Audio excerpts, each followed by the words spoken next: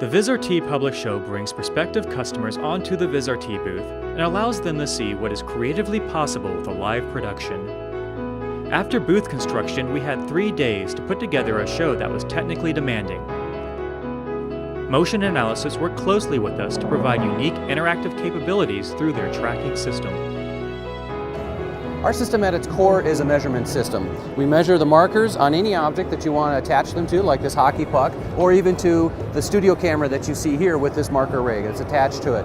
And then using our cameras, these high-resolution grayscale imaging cameras that are synced to the broadcast system, we can track the position of any of the studio cameras and any other objects that you might be having in the scene.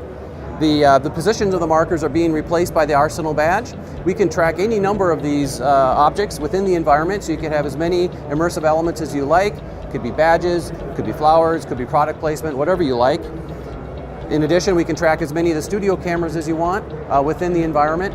The second trick that we are doing, where we are beaming Chris into a video window for the virtual presenter, this is done on this other window, and therefore we use a second engine as the video input for my render engine for the virtual studio. So what we need to do is to turn off Chris' live video input for the virtual studio and switch the keying into the second machine where we're keying Chris onto the soccer field.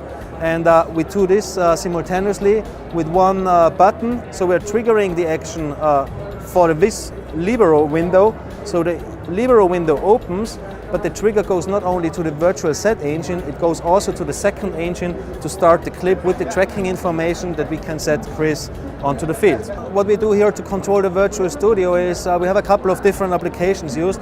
One is the VS control, which is actually a custom-made with Visual Basic that we can trigger all the different elements.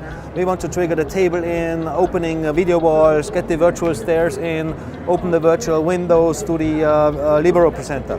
So with this little application, we made the buttons that are interfacing to the engine and just sent the commands over.